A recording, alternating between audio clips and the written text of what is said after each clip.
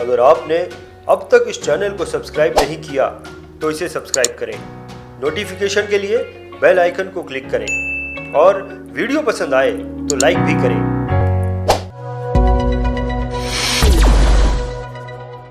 नमस्कार, मैं रंजीत सिंह BITV 91.2 में आपका बहुत बहुत स्वागत करता हूं। दोस्तों, BITV 91.2 एक अनोखा प्रोग्राम है जहां पर आपको 1 घंटे में 4 अलग अलग विषयों पर 4 अलग अलग स्पीकर्स के द्वारा जानने को मिलता है। आगे बढ़ने से पहले मैं आपसे कंफर्म करना चाहता हूं कि क्या आपने हमारे YouTube चैनल को सब्सक्राइब किया है। अगर नहीं किया है तो मेरी आपसे दरख्वास्त है कि आप तुरंत ही हमारे चैनल को सब्सक्राइब करें, क्योंकि आपके और हमारे लॉन्ग टर्म रिलेशनशिप का यह पहला कदम होगा। दोस्तों, BITV 91.2 के अलावा महीने में 2 बार अल्टरनेट संडे सुबह 11 से 3:30 बजे तक ऑनलाइन लाइव मेगा शो लेकर आता है। एक छोटी सी झलक मैं आपको हमारे आने वाले ऑनलाइन लाइव मेगा शो की देना चाहता हूं, जो कि 31 मई 2020 रविवार के दिन आने वाला है। और वो झलक ये रही आपके सामने।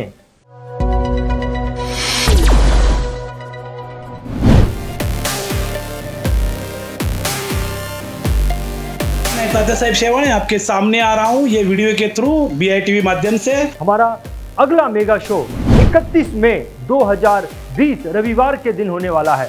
जिंदगी बड़ी होनी चाहिए, लंबी नहीं। In order to live a beautiful life which God has given to us, financial professional ने गणेश जी के रूप को समझ लिया तो संभवतः वो मार्केटिंग का बादशाह हो सकता है। एक कस्टमर को आप ऐसे 7 लेवल्स पे आप लेके जा सकते हो, जिसको हम कहते हैं कस्टमर लॉयल्टी लैडर। अगर आपके पास टाइम मैनेजमेंट ठीक ठाक है तो आप एक समय में कई काम कर सकते हैं। करीबन 100 लोगों से बात करके उनका इंटरव्यू लेके मैंने आपके सामने आ रहा हूँ। जब सुबह मैं मार्केट जा रहा था, मेरे सामने एक अंडा वाला था।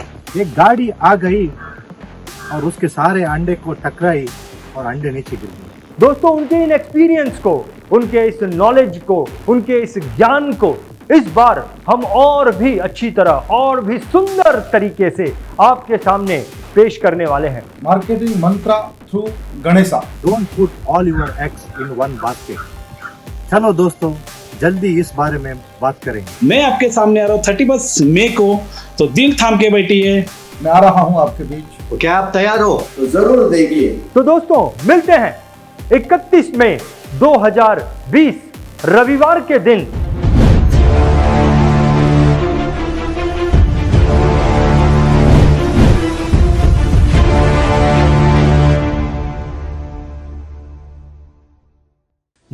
.2 देखने वालों, आपको मेरा सलाम है। 91.2 ये प्रोग्राम बिल्कुल भी टाइम पास नहीं है। ये प्रोग्राम आपको सिर्फ और सिर्फ नॉलेज देता है, ज्ञान देता है, मोटिवेशन देता है। 91.2 के इस प्रोग्राम में अगले 1 घंटे में आपके सामने 4 स्पीकर होंगे। किस स्पीकर ने आपको सबसे ज्यादा ज्ञान दिया या मोटिवेट किया, हमें कमेंट बॉक्स के द्वारा लिखकर जरूर भेजना। तो दोस्तों, 91.2 में आज सबसे पहले आने वाले हैं कोलकाता से मिस्टर बिमन दास। दोस्तों, अगर किसी कामयाब इंसान की कामयाबी की सबसे बड़ी वजह अगर आप पता करेंगे तो वो होगी उसकी कंसिस्टेंसी। कई बार वो फेल हुआ होगा, कई बार वो गिरा होगा, लेकिन क्योंकि वो कंसिस्टेंट रहा इसीलिए वो कामयाब हुआ। लेकिन कंसिस्टेंट रहना भी कोई आसान काम नहीं है। तो कैसे रहा जा सकता है कंसिस्टेंट? भाई, ये तो किसी ऐसे इंसान से ही पूछना चाहिए जो कि कई सालों से कंसिस्टेंट है और कामयाब भी है। तो चलिए मिलते हैं मिस्टर बिमन दास से, जो कि एक कंसिस्टेंट कामयाब फाइनेंशियल एडवाइजर हैं और कोलकाता से अपने फाइनेंशियल एडवाइजरी के काम को करते हैं। मिस्टर बिमन दास हमें बताएंगे कि कंसिस्टेंट परफॉर्मेंस का सीक्रेट क्या है। तो बिमन दास जी, आपका बहुत बहुत स्वागत है। Dear friends, globally recognized insurance advisor for 44 years, 32 years MDRT, 17 TOT, Carpet Club since inception, Platinum Brigade, Chief Life Insurance Advisor for 44 years. This is Bhiman Das from Kolkata. दोस्तों, मैं आज आपको एक फॉर्मूला बता रहा हूं जिस आधार पर आप हमेशा कंसिस्टेंट परफॉर्मेंस कर सकते हैं। आप चाहें MDRT करना तो MDRT करेंगे, COT तो COT, TOT तो TOT, प्लेटिनम ब्रिगेड तो प्लेटिनम ब्रिगेड कर सकते हैं। ये हमारी रियल लाइफ का प्रैक्टिकल एक्सपीरियंस के ऊपर डिपेंड है। ये कोई फॉर्मूला हमने अपने आप निकाला है। ये तीन फैक्टर्स है इस फॉर्मूले के। अगर तीनों फैक्टर को आप ध्यान देंगे तो आप कभी भी सक्सेसफुल, आप हमेशा सक्सेसफुल होंगे। तो ये 3 फैक्टर है। पहला फैक्टर है communication, effective communication including listening.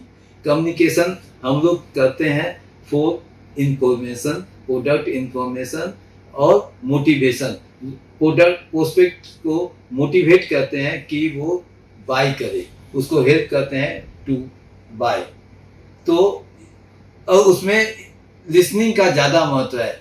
Communication including listening का बहुत ज़्यादा महत्व है। आप पहले कस्टमर को, प्रोस्पेक्टस को प्रोडक्ट का इंफॉर्मेशन और बेनिफिट बताएंगे और उसके बाद उनसे सुनिए।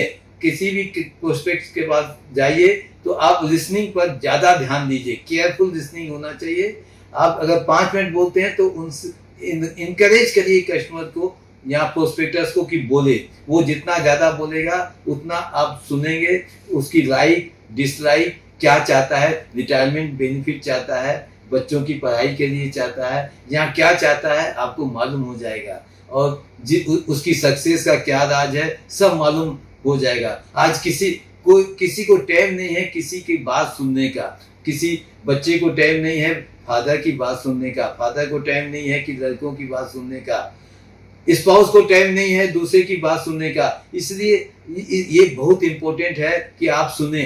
जितना आप सुनेंगे उतना आपके हित में होगा, उतनी आपको जानकारी मिलेगी और आपको तुरंत मालूम पड़ जाएगा कि वो क्या चाहता है। तो आप हमेशा इनकरेज करिए। आपका एम होना चाहिए कि encourage the prospector to speak. वो अपने बारे में बोले, अपनी सक्सेस की स्टोरी आपको बताए। ये एम होना चाहिए। तो ये हो गया पहला फार्मूला कम्युनिकेशन का। दूसरा है रिलेशनशिप मैनेजमेंट। वो बहुत ज़्यादा इम्पोर्टेंट है। रिलेशनशिप मैनेजमेंट उसका एक हमने फार्मूला निकाला है। 3 चीज़ों को आप हमेशा याद रखें। हमेशा ये तीनों को गांठ में बांध दीजिए। 3 चीज़ों को हमेशा याद रखिए, हमेशा लेके चलिए और 3 चीज़ों को हमेशा दूर रखिए। वो 3 चीज़ें मैं बता रहा हूँ जिसको लेके हमेशा चलना है। वो 3 चीज़ें हैं, ए से शुरू होती हैं। वो है ऑलवेज एक्सेप्ट, एडजस्ट, एप्रिशिएट। आपको प्रोस्पेक्टस को एक्सेप्ट करना होगा एज ही और सी इज। और दूसरा होता है एडजस्ट करना होगा, फिर एप्रिशिएट करना होगा। और आज के दिन और ज़्यादा महत्व हो जाता है। आज देखिए कोरोना वायरस का टाइम चल रहा है, बहुत चैलेंजिंग टाइम है। तो आपको इसमें पॉजिटिव रख के हौसला बुलंद रखना होगा। और हमेशा जब भी कोई निगेटिव परिस्थिति आती है उसके बाद पॉजिटिव आनी ही आनी है।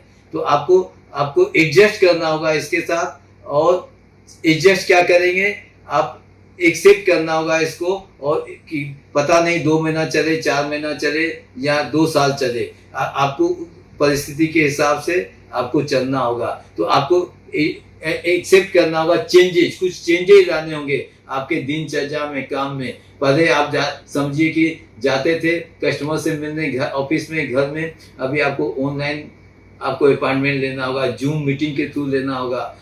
इन द लॉन्ग रन आपको फायदा ही है, क्योंकि पहले जाते थे आप 1.5-2 घंटा जाने आने में, बड़े शहरों में तो ज़्यादा टाइम लग जाता था। और अभी आप टाइम देंगे, समझिए 10 मिनट आपने कस्टमर से टाइम लिया, जूम में आएगा, कंसंट्रेट वो भी होके आपसे सुनेगा भी, आप कंसंट्रेट होके बोलेंगे भी।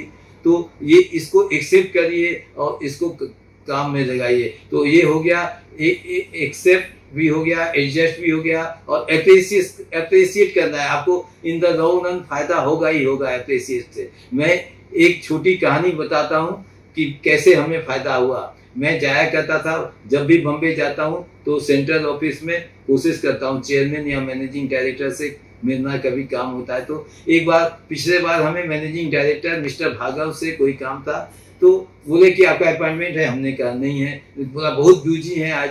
तो हम जाते थे वहाँ, एक मराठी वहाँ पर गार्ड टाइप का था, सिक्योरिटी, मैं हमेशा उसको अप्रिशिएट करता था, थैंक्स करता था, जब भी वाटर पानी देता था उसको हम थैंक्स करते थे, अप्रिशिएट करते थे। तो उस दिन क्या हुआ, वो बोला कलकत्ते के मिस्टर दास आप कैसे हैं, हमने बोला अच्छे हैं, ऐसे ऐसे एक मिनट। तो वो गया, अंदर गया, पता नहीं, हमने कुछ बोला भी नहीं, वो आया, बोला सर आप आइए 2 मिनट, सर खाली हैं आप आ जाइए। तुरंत हमें अंदर ले गया, सर से मिला दिया, हमारा काम हो गया। तो आप अप्रिसिएशन करना सीखिए, किसी को थैंक्स बोलिए, लिफ्टमैन को थैंक्स बोलिए, दरबान को कभी थैंक्स बोलिए, गाड़ी धोने वालों को thanks. In the long run आपको फायदा आएगा। ये 3 चीजें हुई ए की, और 3 सी की है, never never never complain, never criticise, never condemn. Complain मत करिए, कंप्लेन कर, हेल्दी कंप्लेन करिए। इलेक्ट्रिसिटी चली गई तो कंप्लेन करेंगे, और क्रिटिसाइज, बहुतों की आदत होती है सब समय क्रिटिसाइज करना, कंडम बनाना किसी को, वो मत करिए। आप कंप्लेन का, हेल्दी कंप्लेन का मैं एग्जाम्पल देता हूँ। एक बार की बात है, हमारे चेयरमैन मिस्टर बिजन, बाद में जो IRDA के चेयरमैन भी हुए, आए थे, 2 घंटा लेट आए। एक मीटिंग थी, हम आगे वाली सीट में बैठे हुए थे, तो वो 2 घंटा लेट आए। तो जब लेट आए तो हमें बोला कुछ बोलिए, मैंने बोला थैंक यू विजयन साहब, थैंक यू चेयरमैन साहब, आप लेट आए, हमको बहुत फायदा हो गया, आप ऐसे ही लेट आया कीजिए, मैं अप्रिशिएट करता हूँ। तो वो आश्चर्यचकित होके बोला क्यों, कैसे, क्यों ये बात आपने बोली। हमने कहा सर आप लेट आए, ये किताब हम इस 10-15 पेज हम पढ़ लिए, इतनी यूजफुल किताब थी, ये धूल चाट रही थी हमारे ऑफिस में, हमारी लाइब्रेरी में। आप अगर लेट आए तो ये पढ़े, अगर लेट नहीं आते, टाइम पर आते, कभी हमें मौका नहीं मिलता ये पढ़ने का। बहुत यूजफुल किताब थी, थैंक यू सर, लेट आए। तो उसने बोला देखो ये भीमन दास हमें मीठी छुरी भी मारा, बहुत अच्छा भी लगा, हमें अच्छा भी लग रहा, ऐसा कोई कंप्लेन करे तो। ये हुआ हेल्दी कंप्लेन। वो हमेशा एग्जाम्पल देता था दूसरों को हमारा, तो ये हेल्दी कंप्लेन हुआ। हमने कंप्लेन भी किया मगर हेल्दी वे में किया, सर थैंक यू, आपने लेट आए और हमें फायदा हो गया। तो वो बोला नहीं सॉरी मिस्टर दास, आगे से हम टाइम पर आएंगे। हम कहे नहीं सर लेट आते रहिए। तो ये हुआ कंप्लेन का। और क्रिटिसाइज भी मत करिए और कंडेम भी किसी को मत करिए। तो ये तीनों चीज है, हो गई रिलेशनशिप के ऊपर डिपेंड का। और एक मैं भूल गया, लिसनिंग के ऊपर में एक हमें याद आया, एक मिस्टर गुलाटी के यहाँ हम गए, उसके लड़के से मिले, अपॉइंटमेंट बहुत मुश्किल से दिया था। बोला आप हमारे पिताजी के पास अगर बैठ जाओ 5-10 मिनट और तो फिर तुम जो भी चाहो पॉलिसी कर सकते हो। मैं गया, बहुत उसके पिताजी करे थे, हमने कहा ठीक है। बोला आपको 10 मिनट का टाइम है खाली, उससे ज्यादा नहीं। मैं गया, मैं 5 मिनट बोला हमारे बारे में और उनको इनकरेज किया सुनने। वो इतनी बात बोला, इतना खुश होके, हम 1-1.5 घंटा हमें बैठाया। उसने वो ये भी बता दिया कि पोते पोती को बहुत प्यार करता था, पोते पोती के लिए उसकी एजुकेशन और पोती की मैरिज के लिए जो क्या चाहिए, प्लस रिटायरमेंट के लिए, वो हमें मालूम पड़ गया। हम आज भी उसका काम करते हैं और आज भी हमें ये रेगुलर बिजनेस दे रहा है। तो ये थे कम्युनिकेशन और रिलेशनशिप के बारे में पढ़ना। तीसरा है प्रोडक्ट नॉलेज। आपको जो प्रोडक्ट हमेशा स्टडी करते रहिए, जैसे डॉक्टर अपडेट नॉलेज रखता है मेडिसिन की, वैसे ही आप अपडेट नॉलेज रखिए और इसको यूज में लाइए। जो भी नॉलेज आपका अपडेट नॉलेज है उसको कस्टमर के यूज में लाइए, उसका अप्लाई कीजिए। तो आपको ये 3 बातों को याद रखेंगे तो ये निश्चय सफलता और कंसिस्टेंसी और हमेशा सफलता मिलेगी। हर साल आप क्वालिफाइड करेंगे। Thank you. So never complain, never criticize, never condemn, always accept, always adjust, always appreciate। ये कुछ नियम अगर हम फॉलो करते हैं तो लोगों के साथ एक बहुत ही अच्छी रिलेशनशिप हम मेंटेन कर पाएंगे। और हाँ, इंश्योरेंस का बिजनेस, सेल्स का बिजनेस 100% रिलेशनशिप पर ही तो टिका है।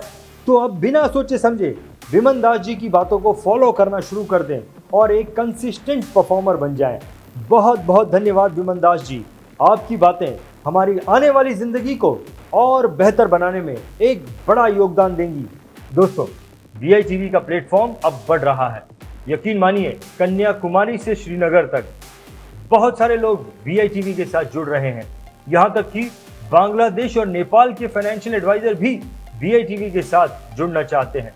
क्या आप भी एज ए स्पीकर BITV के साथ जुड़ना चाहते हैं? BITV के साथ एज ए स्पीकर जुड़ने के लिए आपको एक कामयाब फाइनेंशियल प्लानर होना जरूरी है। कामयाब फाइनेंशियल प्लानर की हमारी डेफिनेशन यह है कि as a full time financial planner आपका एक्सपीरियंस कम से कम 10 साल का होना चाहिए, आपका एक ऑफिस होना चाहिए और कम से कम 3 स्टाफ होने चाहिए और आपकी मंथली इनकम फाइनेंशियल एडवाइजरी के काम से 2 लाख से ऊपर होनी चाहिए।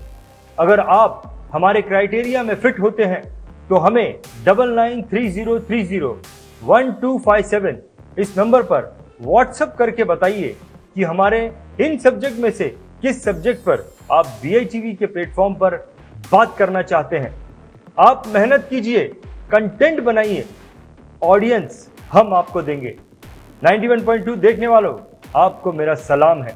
91.2 ये प्रोग्राम बिल्कुल भी टाइम पास नहीं है। ये प्रोग्राम आपको सिर्फ और सिर्फ नॉलेज देता है, ज्ञान देता है और मोटिवेशन देता है। दोस्तों, जैसा कि मैं हमेशा कहता हूं कि दूसरों के एक्सपीरियंस से हमें सीखना चाहिए, क्योंकि खुद के एक्सपीरियंस बनाने में समय लगता है और कई सारी तकलीफों को भी झेलना पड़ता है।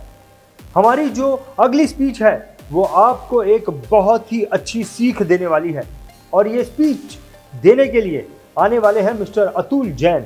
मिस्टर अतुल एक बहुत ही कामयाब फाइनेंशियल एडवाइजर हैं और दिल्ली से ये अपने फाइनेंशियल एडवाइजरी के काम को करते हैं। अतुल जी हमें मिस्टर रमेश अग्रवाल, जो कि अग्रवाल पैकर एंड मूवर्स के फाउंडर हैं, उनकी बायोग्राफी के बारे में बताने वाले हैं। तो ध्यान से रमेश अग्रवाल जी की बायोग्राफी को सुने। मैं यकीन से कहता हूं कि बहुत कुछ सीखने को मिल सकता है।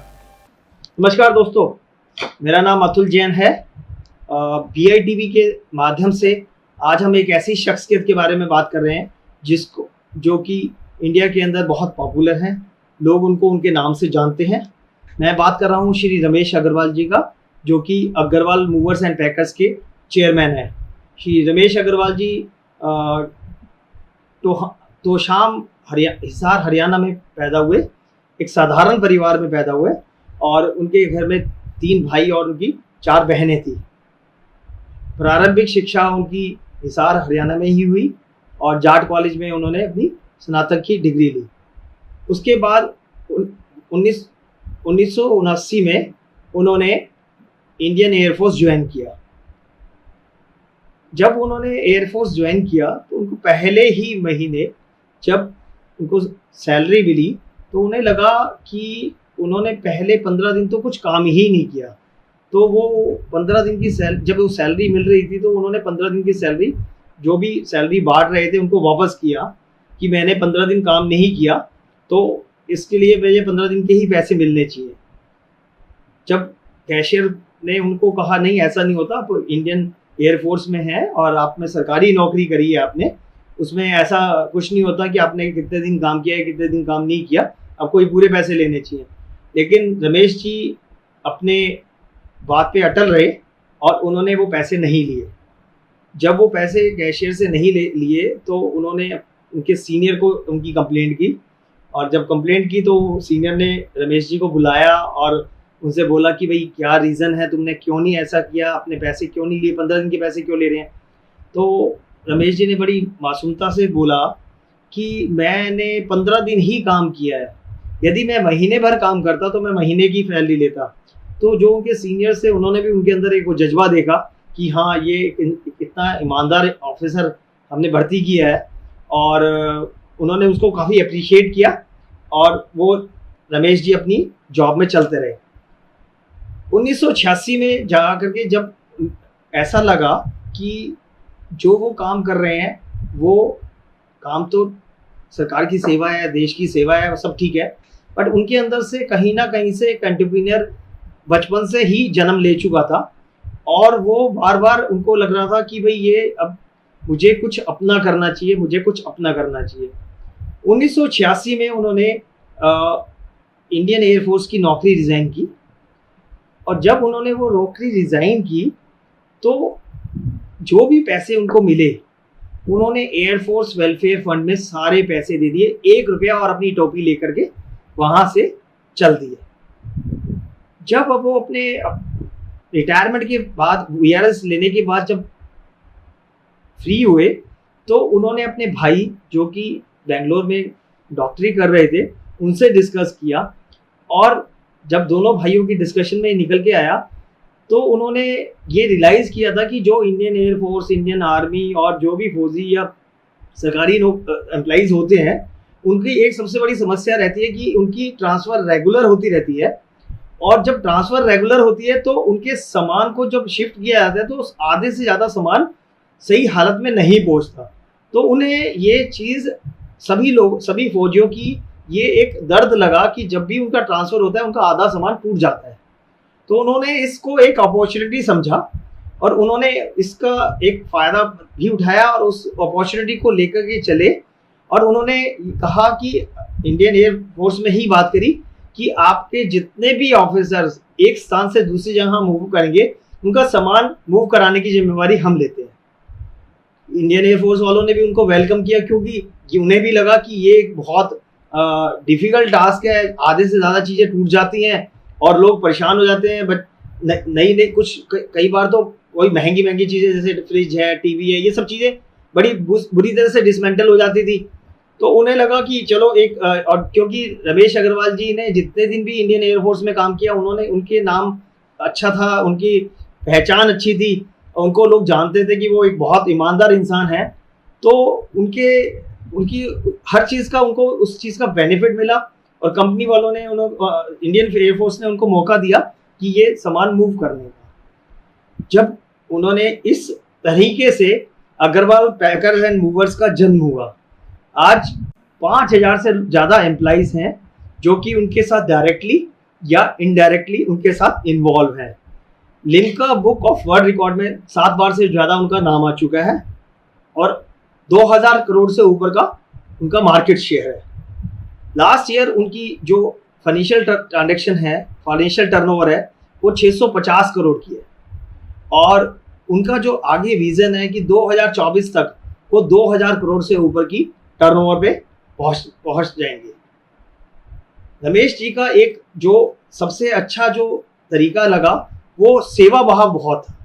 रमेश जी ने जिंदगी में हमेशा दूसरों की सेवा करना अपना एक फर्ज समझा, और क्योंकि जब वो इस इंडस्ट्री में आए अग्रवाल पैकर्स एंड मूवर्स में, जब उनका संपर्क ड्राइवरों से लगातार बढ़ा तो उन्होंने ये रियलाइज़ किया कि इस हिंदुस्तान के अंदर, हमारे देश के अंदर ड्राइवर की जो पोस्ट है ना वो धीरे धीरे ख़त्म होती जा रही है।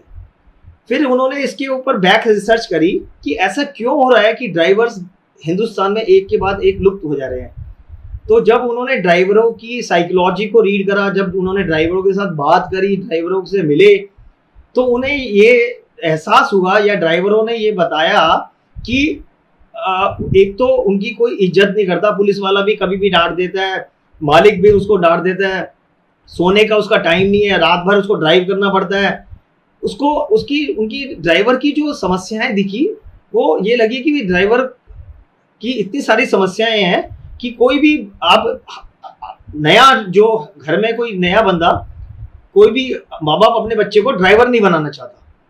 तो उन्होंने इस ड्राइवर के इस दर्द को समझा और उन्होंने राजस्थान में एक जगह है दूदू, वहां पे एक बहुत बड़ा ड्राइवर सेवा केंद्र सितंबर 2012 में बनाया।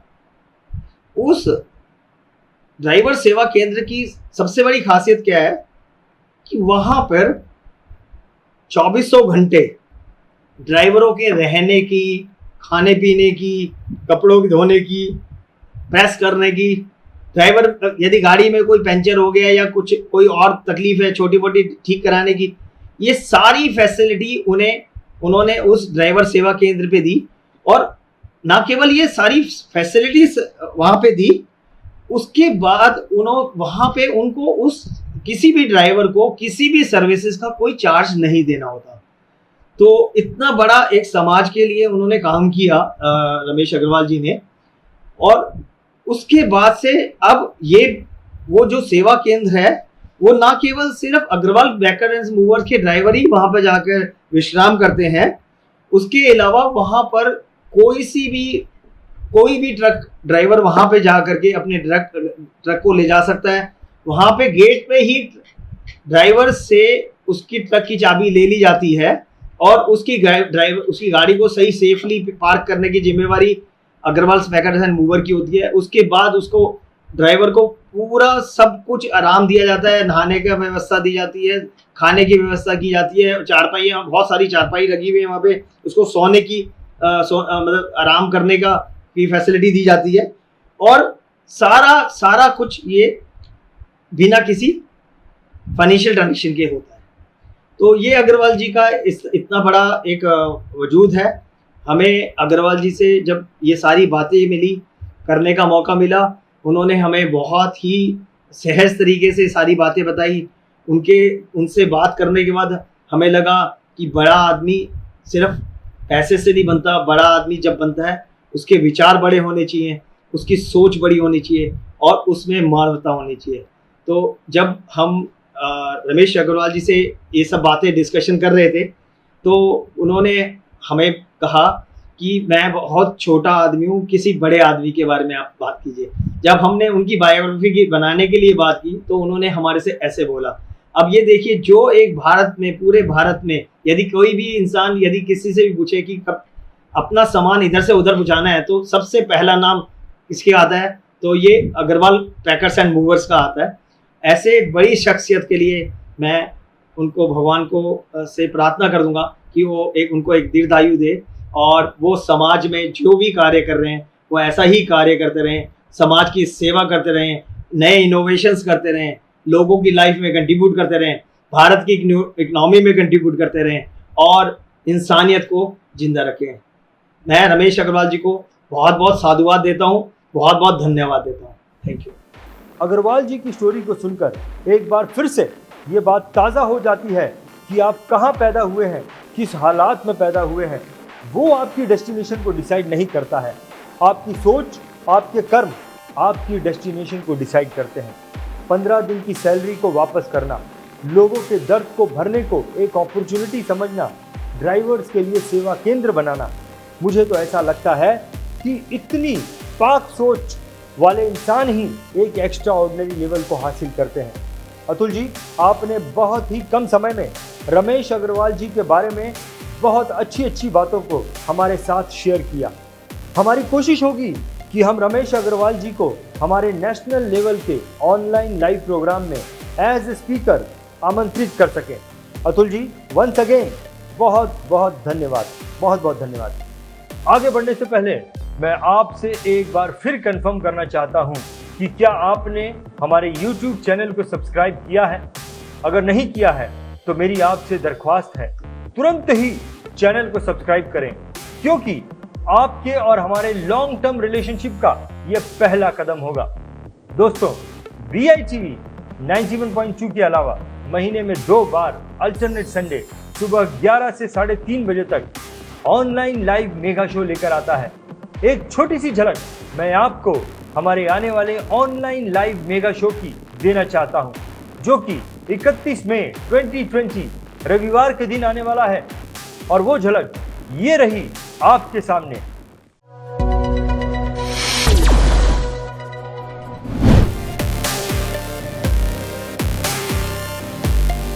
मैं तात्या साहब शेवाणी आपके सामने आ रहा हूँ ये वीडियो के थ्रू BITV माध्यम से। हमारा अगला मेगा शो 31 मई 2020 रविवार के दिन होने वाला है।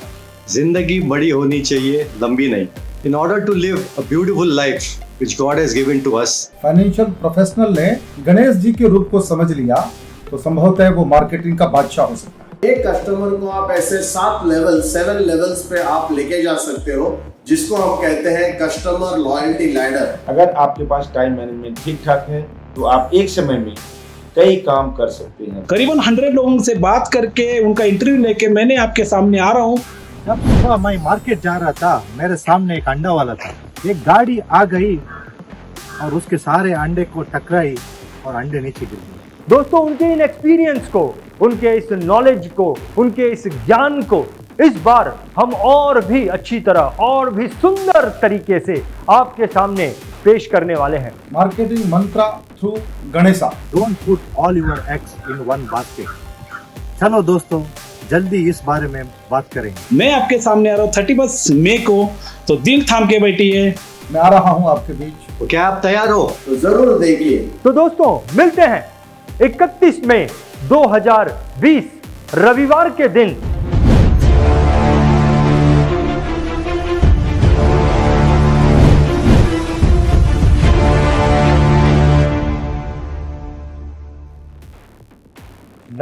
.2 देखने वालों, आपको मेरा सलाम है।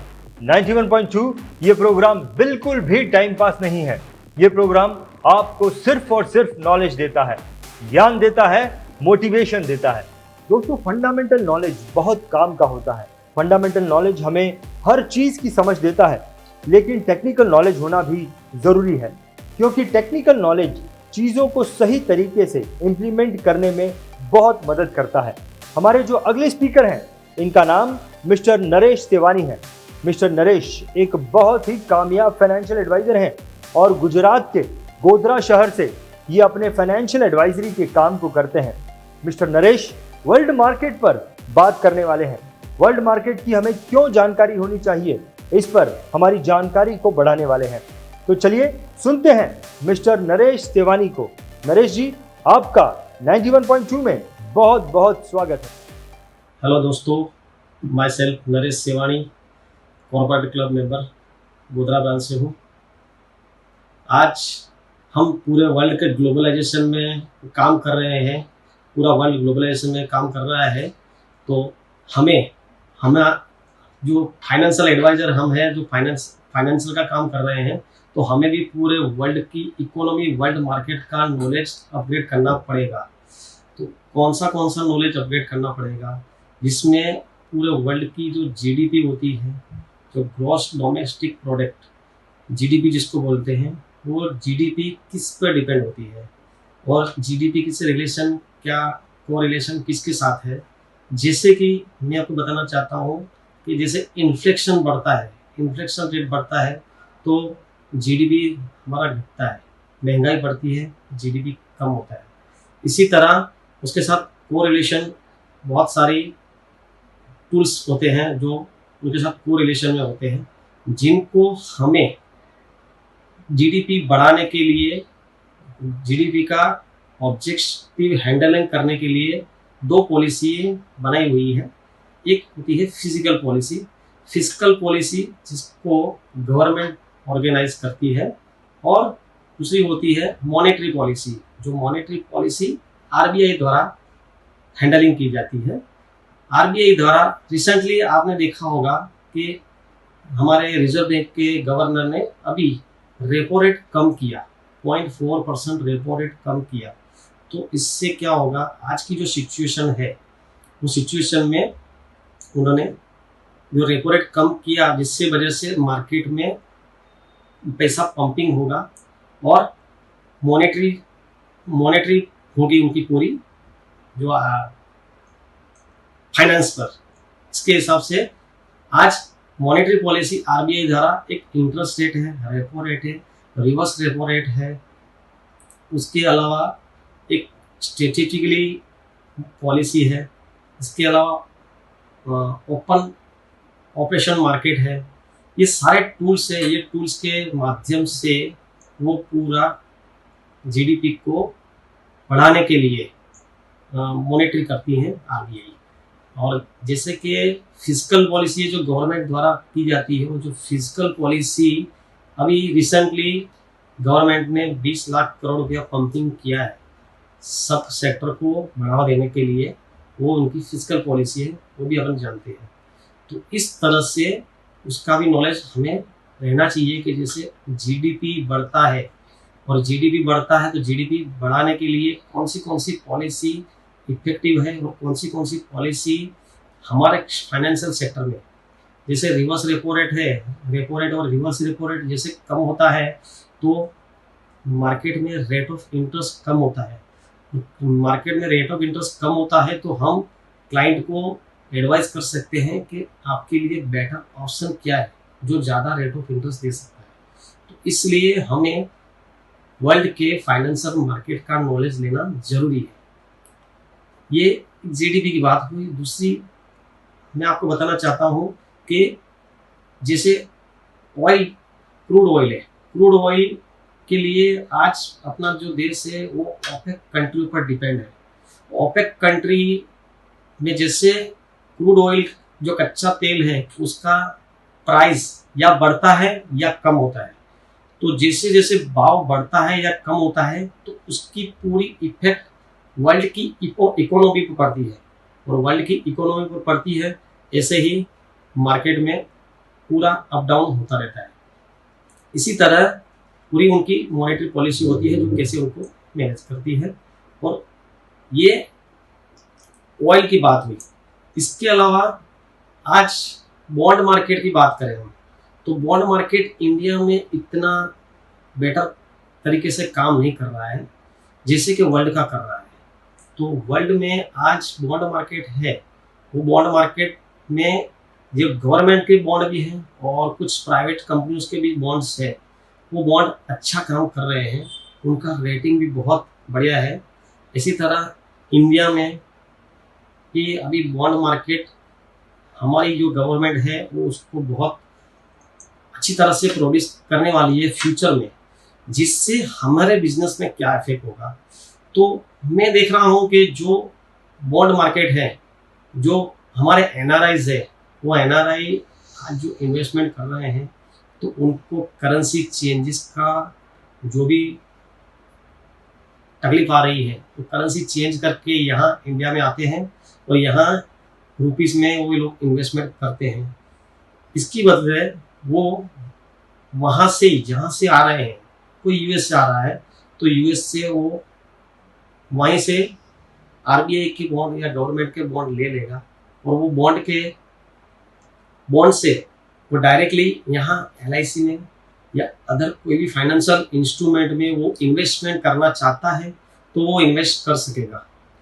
ये आने वाले फ्यूचर में अपने लिए बहुत ही अच्छा एक ऑप्शन है और आने वाले फ्यूचर में इन्वेस्टर को भी बहुत ही अच्छा फायदा होगा, क्योंकि आज वो डायरेक्टली जो पैसा इन्वेस्ट करेंगे तो करेंसी चेंजेस में यहाँ से उनका जो भी चार्जेस लगता था वो चार्जेस बच जाएगा।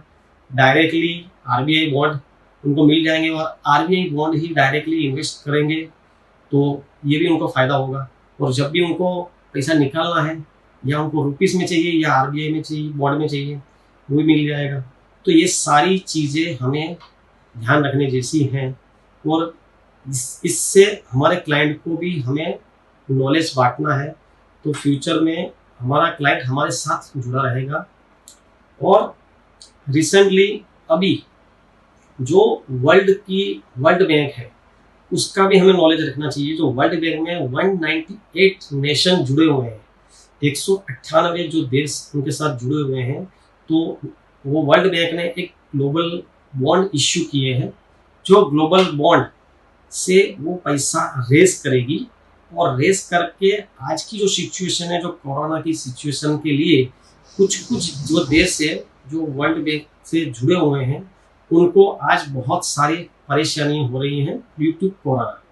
तो उसकी वजह से आज वो वर्ल्ड बैंक ने जो बॉन्ड इश्यू किए हैं वो कुछ नॉमिनल मतलब बहुत ही कम डिस्काउंट वैल्यू पे उन्होंने कूपन प्राइस पे उन्होंने इश्यू किए हुए हैं, जिससे कि जो इन्वेस्ट कंट्री है वो इन्वेस्ट कर पाए हैं।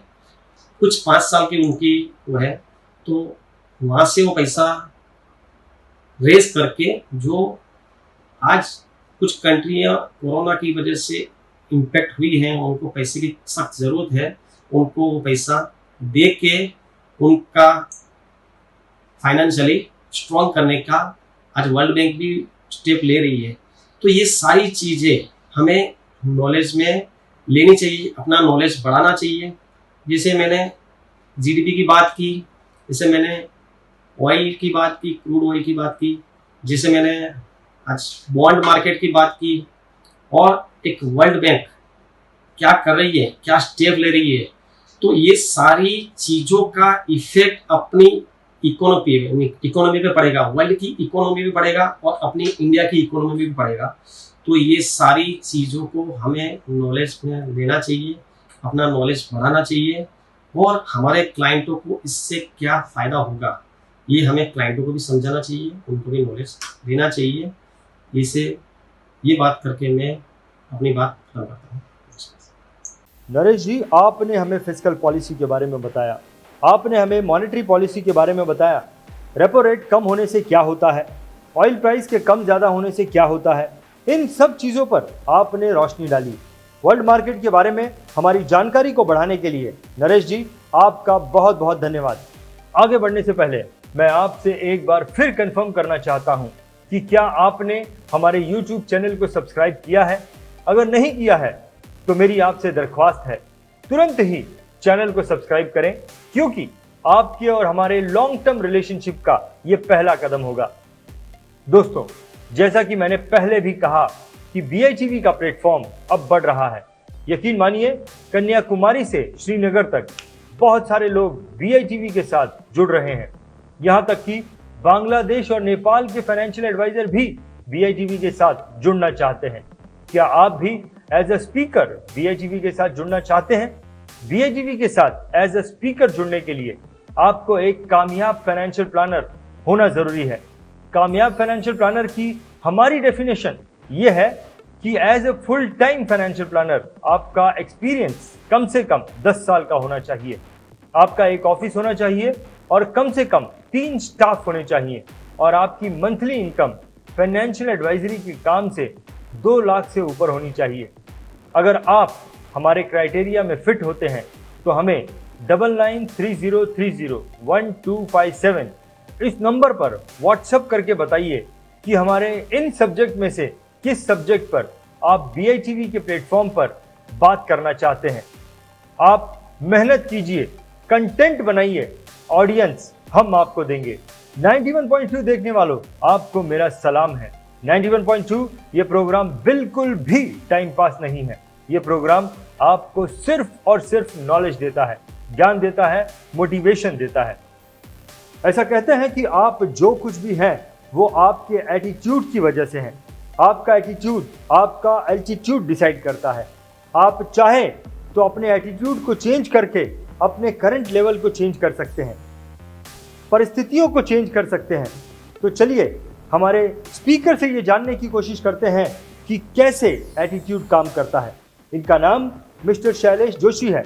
मिस्टर शैलेश एक बहुत ही कामयाब फाइनेंशियल एडवाइज़र हैं और मुंबई के मलाड इलाके से ये अपने फाइनेंशियल एडवाइजरी के काम को करते हैं। तो शैलेश जी, 91.2 में आपका बहुत बहुत स्वागत है। Good evening friends, once again I thanks to BITV। मुझे यहाँ पे वापस प्रेजेंट करने के लिए मैं उनको धन्यवाद दे रहा हूँ। दोस्तों, किसी ने मुझे सलाह दी, अगर तेरे दिल में कोई सवाल है और अगर उसका जवाब न मिले तो तू भगवत गीता पढ़ लेना, जवाब तुझे मिल जाएगा। और आज सबसे ज़्यादा सवाल लोगों के दिमाग में ये है कि हमारी इकोनॉमी, हमारा बिजनेस, कि भाई हमारा डेवलपमेंट होएगा नहीं होएगा, हमारा पेमेंट आएगा, रिकवरी आएगी नहीं आएगी, ये बहुत सारे क्वेश्चंस हो रहे हैं। जब मैंने भगवत गीता पढ़ी तो मुझे कुदरत का एक नियम मिला जो आप लोगों से शेयर करना चाहता हूँ। दोस्तों, वो नियम जो है वो ब्रह्मा विष्णु महेश। अब आप कहोगे ये तो भगवान के नाम है, लेकिन मैं कहूँगा कि एक नियम है। ब्रह्मा किसी भी चीज को वो बनाते हैं, विष्णु किसी चीज को चलाते हैं और महेश जी वो चीज को विनाश करते हैं। आप वेस्टर्न कल्चर में भी देखोगे तो वहाँ पे गॉड के नाम से लोग मानते हैं। तो G फॉर जनरेट, जो ब्रह्मा जी जनरेट करते हैं, O फॉर ऑपरेट, जो विष्णु जी ऑपरेट करते हैं, D फॉर डिस्ट्रॉय, जो महेश जी डिस्ट्रॉय करते हैं। दोस्तों, आज मैंने जो कपड़े पहने पहले बने थे, आज मैंने पहने हैं और कल उसका विनाश हो जाएगा। लेकिन आफ्टर डिस्ट्रॉय और विनाश के बाद क्या? तो दोस्तों, कभी आपने ब्रह्मा जी के संतान के बारे में सुना है? तो नहीं। कभी आपने विष्णु जी के संतान के बारे में सुना है? नहीं। लेकिन महेश जी के संतान के बारे में जरूर सुना है। वो कार्तिक और गणपति जी 2 संतान थे। गणेश जी की शुभ शुरुआत के प्रतीक है, एक होप के प्रतीक है। शुभ शुरुआत गणेश जी से ही होती है, तो हर विनाश आता है, उसके बाद शुभ शुरुआत होती है। दोस्तों, इतिहास गवाह है कि जब फर्स्ट वर्ल्ड वॉर हुआ तो जर्मनी बर्बाद हो गया था, लेकिन सेकंड वर्ल्ड वॉर में जर्मनी बहुत पावरफुल था और जापान पूरी तरह से बर्बाद हो गया था। लेकिन आज जापान सबसे पावरफुल है, टेक्नोलॉजी में, इन्वेंशंस में, सब में, डेवलपमेंट में। दोस्तों, इंडिया में गुजरात करके स्टेट है, उसमें सूरत सिटी है। पहले वो सिटी अनहाइजेनिक सिटी के नाम से जाना जाता था। वहाँ पे लोग, वो प्लेग रोग निकला था, तो आज पूरे गुजरात में लेकिन सबसे अच्छा सिटी बन गया है। उसी तरह गुजरात में कच्छ करके था, तो वहाँ पे अर्थक्वेक आया था 2001 में। तो 2001 से लेकर 2020 तक सबसे अच्छा डेवलपमेंट कच्छ में है। आप इतिहास देखोगे तो विनाश के बाद रीडेवलपमेंट हुआ है, अभी विनाश हो रहा है। और जिन लोगों को लगता है कि उनका बिजनेस रुक गया, इकोनॉमी रुक गई, काम रुक गया है, तो मैं उनको बता देता हूँ कि वापस रीडेवलपमेंट होने वाला है। उसके लिए अपने आप को तैयार रखना, क्योंकि ये जो शांति है वो डेवलपमेंट के तूफान के पहले की शांति है दोस्तों। इसके लिए आपको दो चीजें पे ध्यान रखना है। एक तो focus on positivity and opportunity. अगर आपको कोई ऑडी कार खरीदनी हो तो आपका फोकस कार पे रहेगा। इवन आपको रास्ते में भी वो ऑडी कार ही दिखेगी। तो जिस चीज के ऊपर आप फोकस करोगे ना, उस चीज आपको प्राप्त होगी। इसलिए आपको नई चीजें सीखनी है और अपने आप को तैयार करना है। फिर देखो, जो डेवलपमेंट का तूफान आएगा उसमें हमें जो बर्बाद हुआ है उससे 100 गुना ज्यादा हम सब हासिल करेंगे। ये थिंकिंग को जो है ना, अपने आप को बिलीव करना है, वो थिंकिंग को। तो वक्त ही तो है, बदल जाएगा। आज तेरा है, कल मेरा हो जाएगा। दोस्तों, आज का टॉपिक जो है ना, वो एटीट्यूड के ऊपर है। तो हर एक लोगों का एटीट्यूड हर एक पर्सन के ऊपर डिफरेंट रहता है। किसी का पॉजिटिव रहता है एटीट्यूड, किसी का नेगेटिव एटीट्यूड रहता है, किसी का न्यूट्रल एटीट्यूड भी रहता है। अभी पॉजिटिव एटीट्यूड के जो लोग रहते हैं ना, वो हमेशा अटेंशन, कोई भी इवेंट रहेगा, सिचुएशंस रहेगा या लोग रहेंगे, उसके ऊपर उनका जो बिलीव और जो एटीट्यूड रहेगा उनका अच्छा ही रहेगा। अच्छा, वो क्या करेंगे, they will not consider a mistake और फेलर। इवन कुछ भी मिस्टेक होएगा तो उसको अपॉर्चुनिटी की तरह देखेंगे और वो मिस्टेक्स में उनको कुछ लर्न करेंगे। अभी वो कैसे रहते हैं पॉजिटिव लोग, तो वो ज़्यादा कॉन्फिडेंस वाले रहते हैं, ऑप्टिमिज्म रहते हैं, चीयरफुलनेस रहते हैं, रिस्पॉन्सिबिलिटी वाले रहते हैं, फ्लेक्सिबिलिटी रहती है उनमें, रिएबिलिटी रहती है। तो ये सारे जो क्वालिटी है ना, वो पॉजिटिव एटीट्यूड वाले लोगों में रहते हैं। दोस्तों, अभी आता है नेगेटिव एटीट्यूड वाले लोग जो रहता है ना, कोई भी इवेंट रहेगा, कोई लोग रहेंगे या तो सिचुएशंस रहेगा, उसको वो इवन अच्छा रहेगा तो भी उसमें कुछ गलत ढूंढने की कोशिश करेंगे। भाई ये ऐसी पॉसिबल नहीं है, ऐसा नहीं होगा, ये ऐसा होगा, इस तरह से वो कुछ गलत फाइंड करने की कोशिश करेंगे।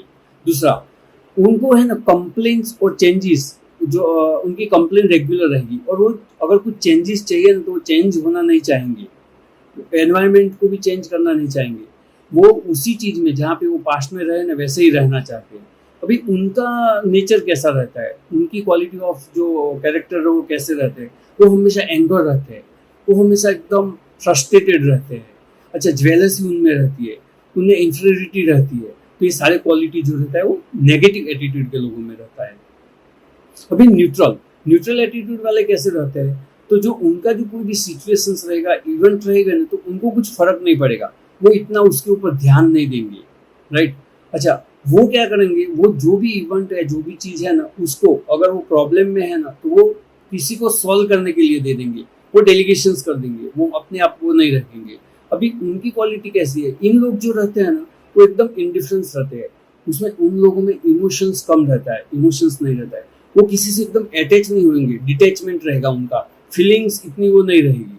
तो ये हो गया जो न्यूट्रल एटीट्यूड वाले।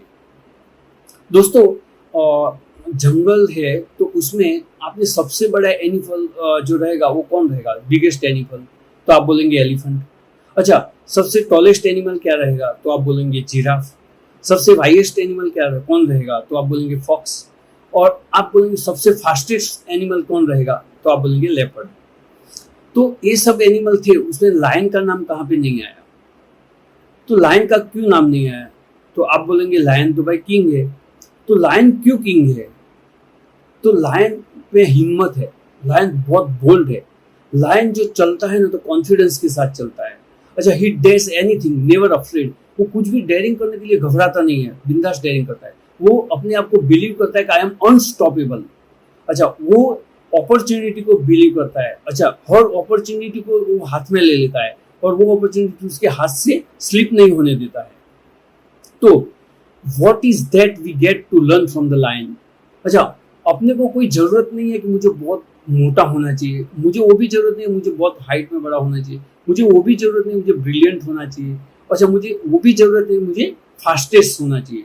लेकिन मुझे क्या जरूरत है कि मेरे में करेज होना चाहिए, मेरे में कॉन्फिडेंस होना चाहिए, मेरे में बॉल्डनेस होना चाहिए, मैं खुद अपने आप में बिलीव करने वाला होना चाहिए। तो एक स्पिरिट ऑफ लीडरशिप जो है ना, उसको बोलते हैं एटीट्यूड। तो लायन जो है ना जंगल का किंग है। क्यों? एक ही शब्द में मैं बोल दूं, क्योंकि उसका एटीट्यूड है। वो एटीट्यूड उसके विदिन, उसके सेल्फ सिस्टम में से आता है, इसलिए वो किंग है। तो हमें क्या करना है? It's time to bring lion within you. अपने आप के अंदर को जो लायन जो है ना, उसको जगाना है, उसको उठाना है। तो दोस्तों, फ्रेंड्स, बहुत लोग कीड़े मकोड़े की जिंदगी जी रहे हैं, लेकिन मैं बोल रहा हूँ कि एक बादशाह की तरह जियो, एक लायन की तरह जियो। कैसे?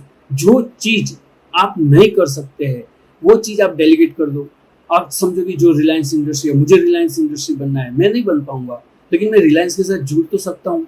आज मेरी वैल्यू 0 है, लेकिन जिसकी वैल्यू 1 है उसके पीछे मैं लग जाऊं तो मेरी वैल्यू 10 हो जाती है, और उसकी वैल्यू भी 10 हो जाएगी जिसकी 1 रहेगी वो।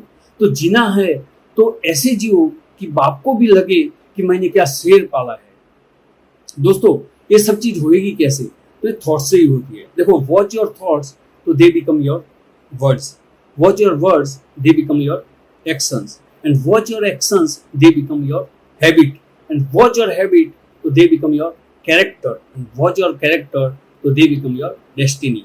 तो यूनिवर्स का भी लॉ है कि हम जो सोच सकते हैं वह हो सकता है, और जो हम सोचेंगे नहीं तो वो कभी नहीं होएगा दोस्तों। तो चेंज इज नेसेसरी। अच्छा, भगवान कृष्ण ने भी अर्जुन को कहा था कि जो समय के अनुसार बदलता नहीं है वो कभी सफल नहीं हो सकता।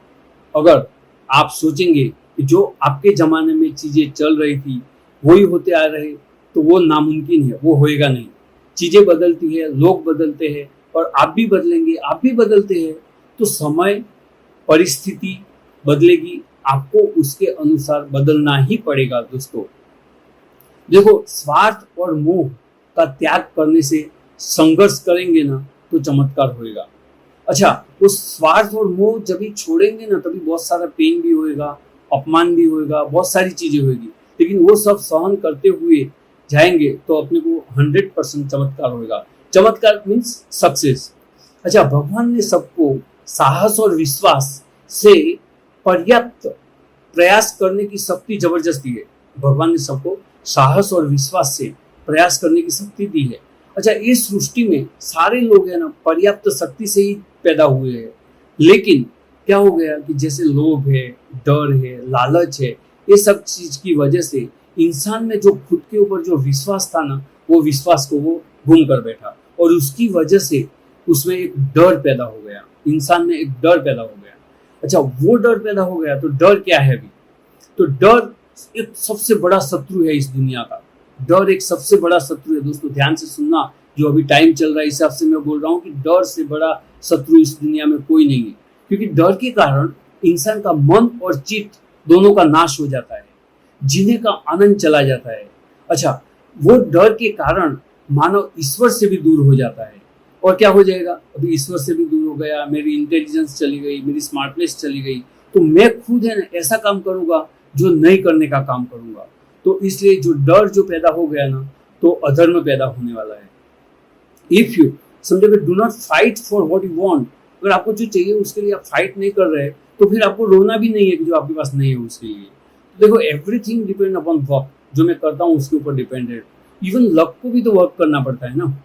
अच्छा, दूसरी बात यह है कि सफलता कभी भी पक्की नहीं होती है, असफलता कभी भी अंतिम नहीं होती है। इसलिए अपनी कोशिश को तब तक जारी रखो दोस्तों कि जब तक आपकी जीत एक इतिहास न बन जाए। थैंक यू दोस्तों। शैलेश जी, आपने जो सारी काम की बातें बताई उन पर तो मैं नज़र मारूंगा ही, लेकिन सबसे पहले आपकी एक बात मुझे बहुत दमदार लगी कि जीना है तो ऐसे जियो कि बाप को भी लगे कि क्या शेर पाला है। क्या बात है। मुझे तो लगता है कि सिर्फ ये बात ही लोगों में जोश भरने के लिए काफ़ी है। लेकिन पॉजिटिव एटीट्यूड, नेगेटिव एटीट्यूड और न्यूट्रल एटीट्यूड में जो आपने डिफरेंस बताया, इसके अलावा ब्रह्मा, विष्णु और महेश को जो आपने एक नियम बताया, वाकई में आंखें खोल देने वाली बातें आपने बताई हैं। शैलेश जी, बहुत बहुत धन्यवाद आपका। आपकी बातों को सुनकर बहुत सारे लोगों के एटीट्यूड में फ़र्क ज़रूर आएगा। 91.2 देखने वालों, आपको मेरा सलाम है। 91.2 ये प्रोग्राम बिल्कुल भी टाइम पास नहीं है। ये प्रोग्राम आपको सिर्फ और सिर्फ नॉलेज देता है, ज्ञान देता है, मोटिवेशन देता है। BITV 91.2 को देखते रहिए और हफ्ते में 3 बार मंडे, वेडनेसडे और फ्राइडे शाम को 8 से 9 बजे तक अलग अलग विषयों पर अपनी जानकारी को बढ़ाते रहें। BITV ये चैनल हमने खास तौर पर भारत देश के लाखों फाइनेंशियल एडवाइजर्स के लिए बनाया है। अगर आप एक फाइनेंशियल एडवाइजर हैं तो आपको BITV के साथ जरूर जुड़ना चाहिए। BITV का आपकी सिटी के नाम से एक व्हाट्सएप ग्रुप है। आप तुरंत ही 9870235951 पर अपना नाम, अपनी सिटी और फाइनेंशियल एडवाइजर लिखकर भेज दीजिए। हम आपको आपके सिटी की व्हाट्सएप ग्रुप की लिंक भेज देंगे ताकि उस लिंक के द्वारा आप BITV के व्हाट्सएप ग्रुप में शामिल हो सकें। अंत में सिर्फ इतना कहना चाहूँगा कि भले ही आप एक फाइनेंशियल एडवाइजर हो या ना हो, हमारे YouTube चैनल को आप ज़रूर सब्सक्राइब करें। वीडियो की इस लिंक को ज़्यादा से ज़्यादा लोगों से शेयर करें और 91.2 आपको पसंद आया तो इसे लाइक भी करें। 91.2 सुनने और देखने के लिए आपका बहुत बहुत धन्यवाद। अगर आपने अब तक इस चैनल को सब्सक्राइब नहीं किया तो इसे सब्सक्राइब करें। नोटिफिकेशन के लिए बेल आइकन को क्लिक करें और वीडियो पसंद आए तो लाइक भी करें।